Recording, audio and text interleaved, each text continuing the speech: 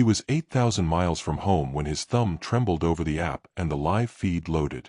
It was a motion alert, the same quiet ping he'd trained himself to check between meetings, on layovers, while the rest of the world blurred past him in airports and hotels. He expected the familiar: 2 wheelchairs, a therapist's schedule on a tablet, a silent room that felt like a shrine to what had been taken. Instead, the image made his phone fall from his hand. Before I tell you what he saw, and why it shattered everything he believed, please like, subscribe, and leave a note in the comments with the country you're watching from and the local time. Your support helps real stories like this reach people who need them. What follows is not a tidy miracle wrapped in certainty. It's a messy human story about grief and control, science and stubbornness, and a quiet woman paid far less than her worth who refused to accept never as a final answer. It's about how belief, consistent stimulation, and the remarkable adaptability of a child's brain can combine to rewrite what doctors once called impossible. He was Nathan James, a man who had built a tech empire on prediction and control, whose life had been measured in boardrooms and quarterly reports. He was also a widower with twin daughters who, 3 years earlier, had been pronounced unlikely to walk again after a catastrophic car crash. The diagnosis, clinical, cold, and devastating, arrived in a hospital corridor under fluorescent lights: severe spinal cord injuries at L1, L2. The word never traveled from doctor to family like a verdict. What do you do when the thing you promised someone you love most is the thing you can't fix? He tried everything the money could buy. The best surgeons, robotic therapy machines, specialists flown in from Europe and North America, custom equipment that cost more than some houses. He sat in sterile conference rooms and nodded at charts. He hired people to make the day-to-day possible. He hired nannies. But grief is complicated. It isn't a teacher. It doesn't hand you lessons in how to keep promises, it hardens you.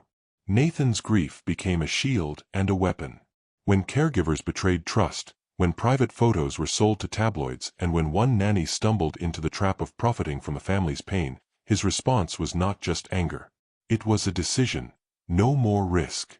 17 cameras followed every step in the penthouse. Every room watched until it felt like walls watched too. He could look in from Tokyo, London, New York. Watching from a distance was safer, he told himself. It was control. That security created a strange paradox. He could see everything, but he stopped being part of anything. The lenses replaced presence. The feed made him judge. The feeds never let him feel.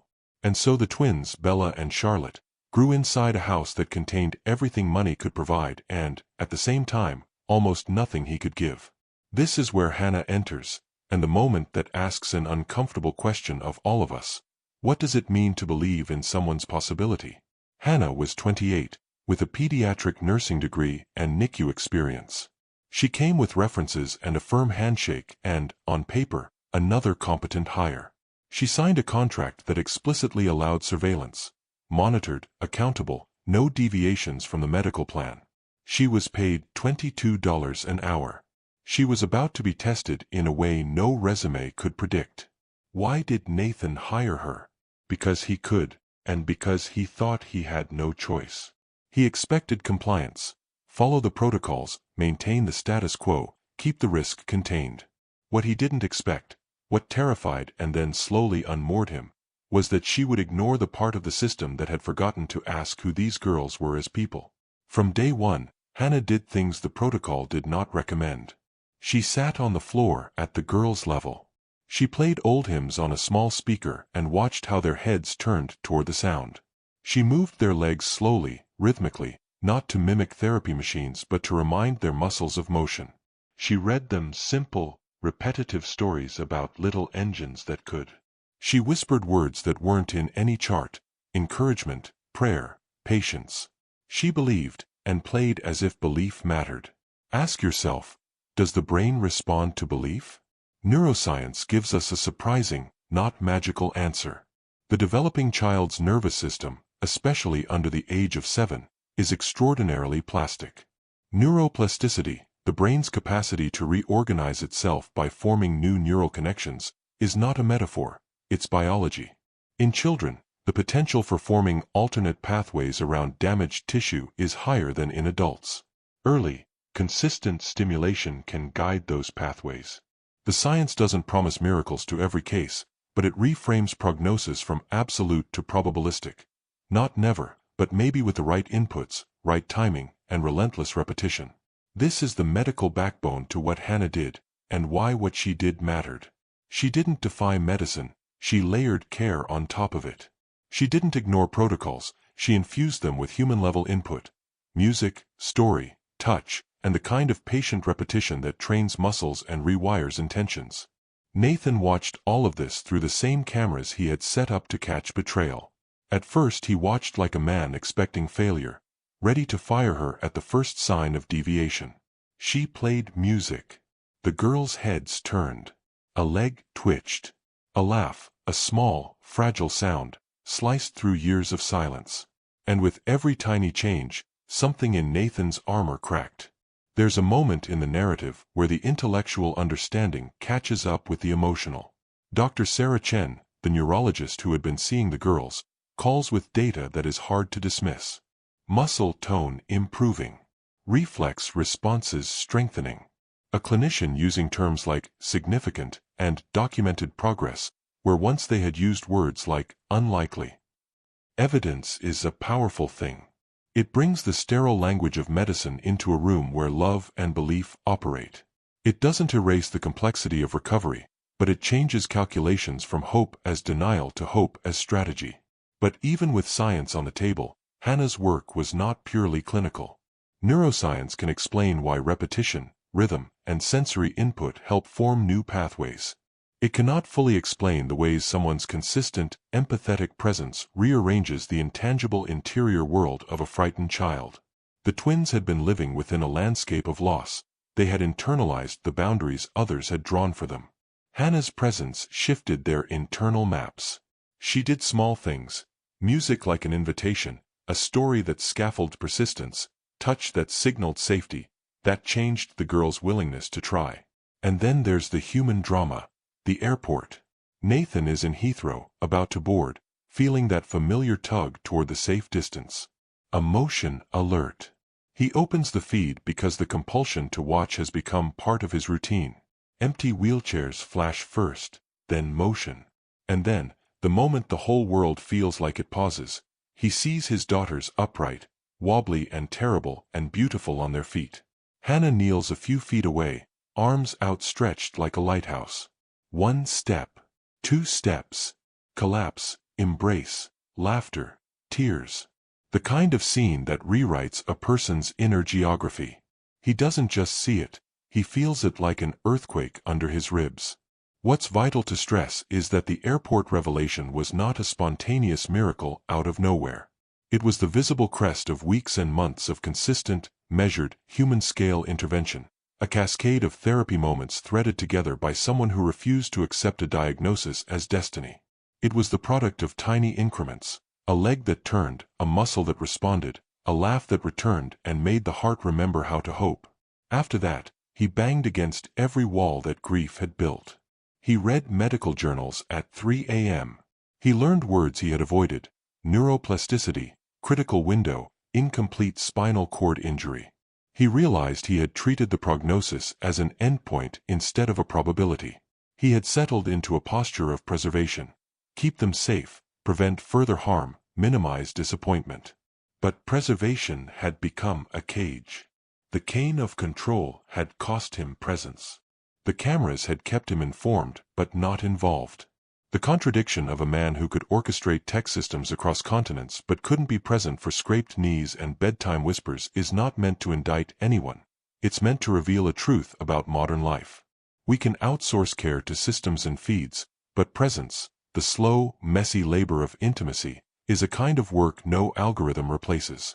When he returns home, the reunion is quieter than the airport scene, yet more lasting. There is apology and forgiveness and a reshuffling of priorities. He cancels trips. He makes calls to provide the resources Hannah needs. He offers her not merely a job but a place at their table. The arc completes not with a single perfect scene but with a long-term pivot, a father who decides to be present, children whose potential is reopened, a caregiver whose low pay belied the value she brought.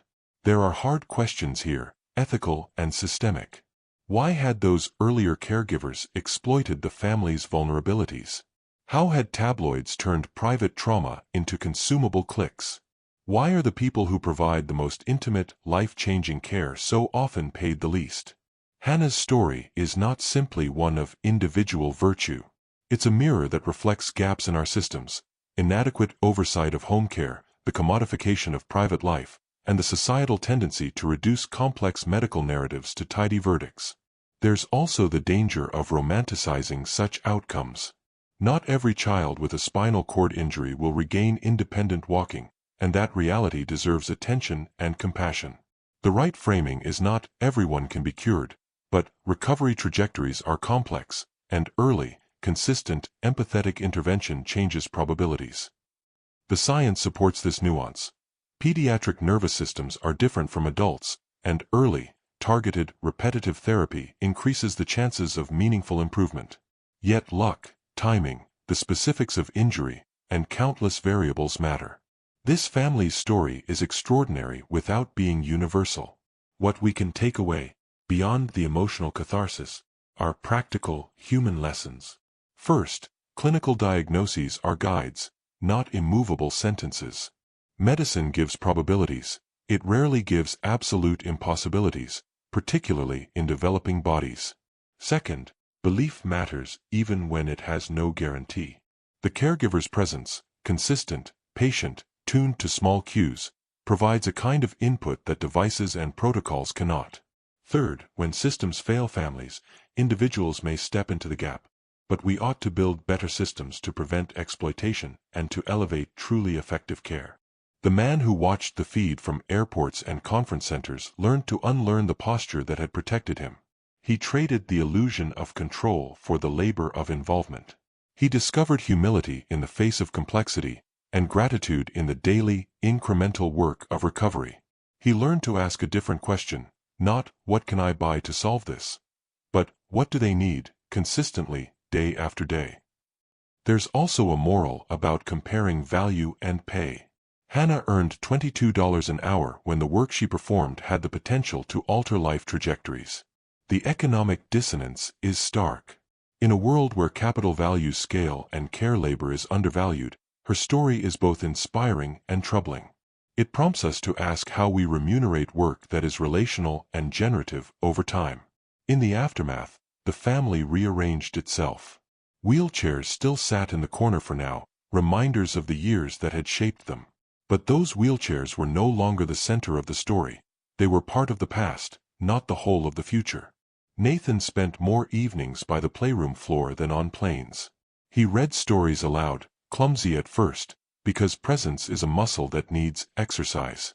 He apologized aloud, and he meant it. He worked to make the practical changes. Funds redirected into training, support for Hannah, and a shift in priorities from market value to human value. And the science continued to matter. With Dr. Chen's oversight, therapy plans integrated the elements that had proven effective: rhythmic motor pattern training, consistent sensory stimulation, progressive load-bearing practice, and the psychological elements of encouragement and safety. The medical team documented changes, set realistic goals, and acknowledged the combination of care elements, human and clinical, that contributed to the girl's progress. Stories like this ripple outward. They change how doctors think about prognosis, how families imagine possibility, and how caregivers see their own power. They also invite scrutiny and help clarify public policy. Better background checks for caregivers, ethical standards for media when reporting on private pain, and economic recognition for intimate labor. There is a tenderness here that deserves repeating. Progress arrived not as an event but as accumulation. The first tiny laugh, the first minute of eye contact, the first threaded motion of a limb, these are not small things.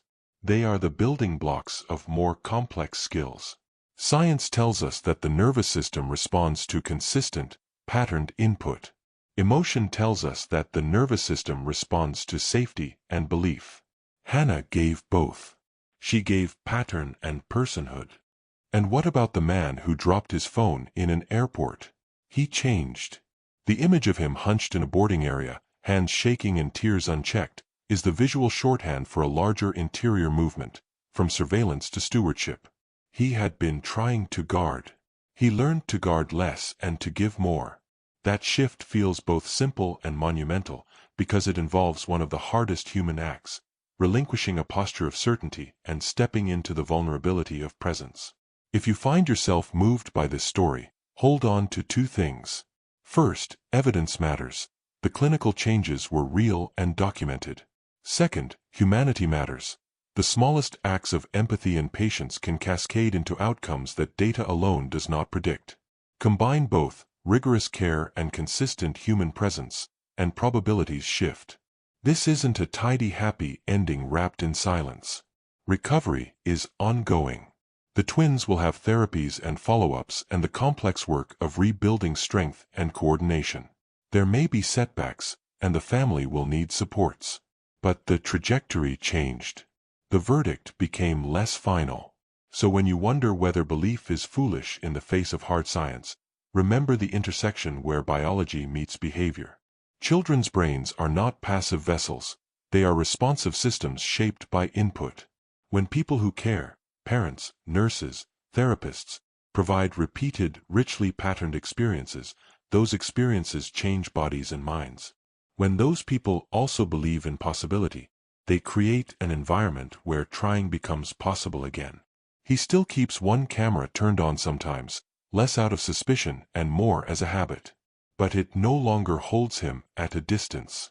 It documents the work they are doing together, steps practiced and applauded, stories read, a father learning how to be in the room. The cameras, once instruments of control, have become a small recording of presence. In the end, the most important shift was internal. The man who had buried hope with his wife learned to exhale it again. Grief had taught him survival. Presence taught him how to love with action. And a woman who began with a modest hourly wage reshaped the lives of 2 children and, quietly, of the man who loved them. This story is an invitation, not a prescription. Not every family will have the resources Nathan did. Not every caregiver will find the same combination of skill and heart. But everyone can hold the principle. Where there is consistent, patient interaction, where care is both clinical and human, probabilities change. If this moved you, please like, subscribe, and tell us in the comments where you're watching from and what time it is there. Real stories like this reach more people when we share them, and sometimes a single story can change how a family decides to keep holding on. Thanks for listening to this one. If you want more stories about resilience, care, and the science that supports human possibility, stay with us, and remember, sometimes the bravest thing we can do is believe long enough to make space for a different future.